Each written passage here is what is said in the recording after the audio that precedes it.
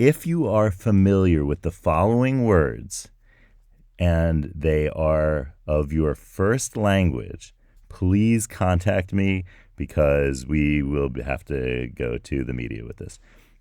You ready? Apirase, anpile, akalva, parthum, papu. I may have pronounced some of those wrong, and actually some of them might not quite be right, but I did my best. And if any of those sounded vaguely familiar, like, oh, that's what my grandmother used to call some things, then you are probably a time traveler. So please get in touch. I'm John Paulus. You're listening to Life's Potluck Buffet only on YouTube. All right. So about this language, I'm not going to say what it is yet because I want to say a couple of sentences of words in English that we wouldn't have if the language that I am talking about today did not exist. And no one speaks it anymore. So that's why I said you have to be a time traveler. And if you are a time traveler and you do speak this language, then please get in touch. All right. So here are some sentences that would not exist if it were not for this language that we're going to talk about today. April is autumn in South America. If this language weren't around, we would just have South America in that sentence. Here's another sentence. People think military satellites have antennae. So, okay, that's another one. But in that sentence, the only word that would exist if it weren't for this language is probably think and have. All the rest may very well be. Some of them definitely are from this language. Some of them may very well be. But the language I'm talking about is called in English Etruscan. And Etruscans existed in a part of what is now Italy that largely encompasses, well, if you've ever been to Tuscany in what is now Italy, then you're in the kind of heartland of where the Etruscans are from. In fact, Tuscany comes from the Latin word tuscus, which is an Etruscan. Etruscans called their land or themselves Rasna or Rasenna, and the ancients in the area who spoke other languages called them Tyrrheni. That's why the sea that is on the west coast of what is now Italy, that is called the Tyrrhenian Sea. That's a name for it. If you didn't, you know how the Adriatic is on the east, off the east coast of Italy, that's the Adriatic. Well, off the west coast, it's called the Tyrrhenian Sea, or Tyrrhenian Sea, and it is named after what is actually the Greek word for Etruscans. And we have a lot of evidence of the existence of the Etruscan language. We have about, I think, 13,000 inscriptions, and we know something about it. And what we know about it is that it is not related to any of those Indo-European languages like Latin or Greek that came into the area at a later point in time. And so it's like the languages we were talking about yesterday, the Aegean Asian language, the whatever the predecessor languages to the Basque language were there in the Iberian Peninsula. Though Etruscan is the same, but in the Italian Peninsula, and it's also seemingly related to languages in some weird corners of the Mediterranean, like the island of Lemnos, which is in the northern part of the Aegean. And the island of Lemnos might have had its language might be related. Also, some languages in the Alps that are north of what is now northern Italy, that some languages there too may be from this language family that has been lost completely. And it was lost actually in ancient times. Etruscan disappeared a long, long time ago. But I started out this episode saying something from what seems to be a calendar.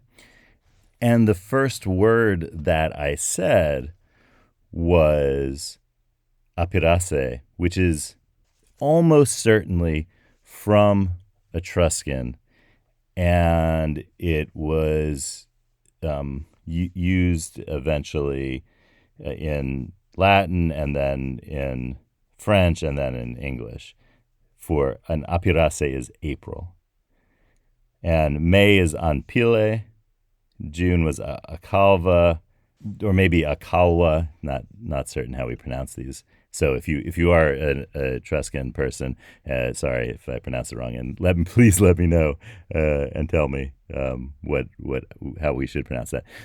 July is Parthum, and August is maybe Papu. Also, the Parthum is not completely certain that that's July, but the Apirace part, that's certain that that's April, and it's where we get the word April from in English. So that goes back to a language that existed in what is now Italy long before any of the Indo-European languages, as they are called, showed up in what is now Europe, before any of the people who spoke those languages settled there.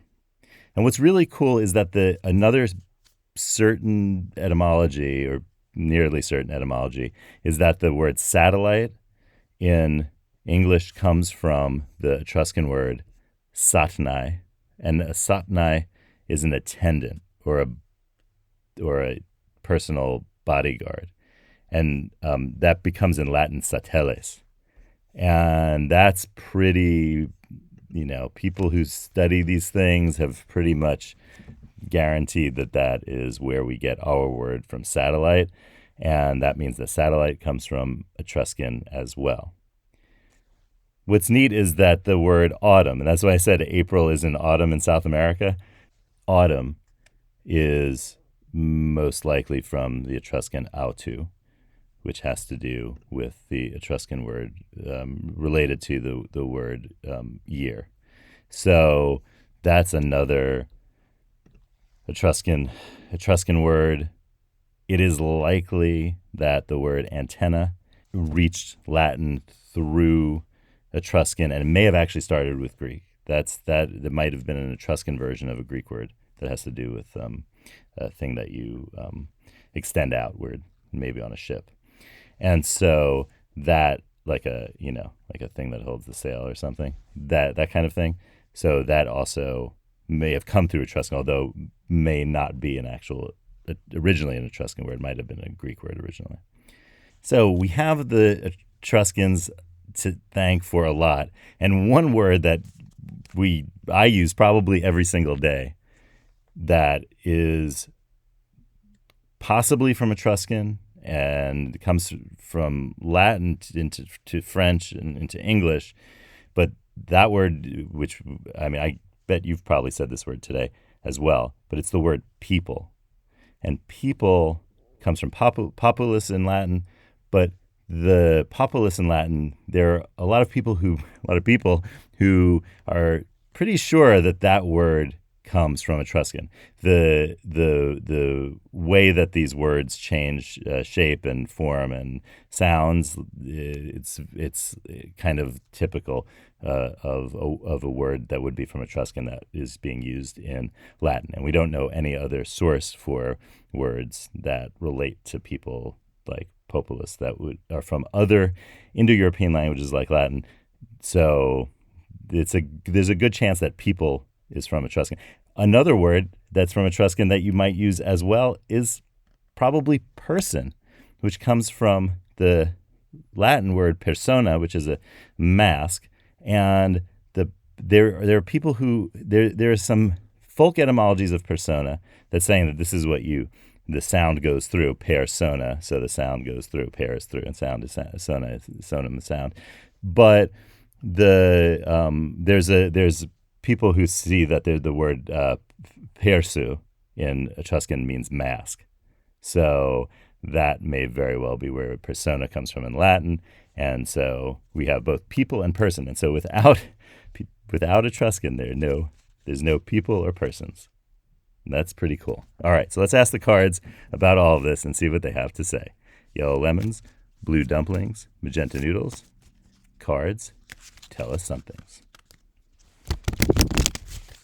but not in Etruscan because I don't understand it. Here we go. It's card number 8. Others always need something from you. Let's see if there are any Etruscan words in here. Get clarity on what you do for others and what others need from you. Then align that need with what you need for yourself. So I'll ask you, what's something you do that other people, in honor of the Etruscans, other people always ask you for?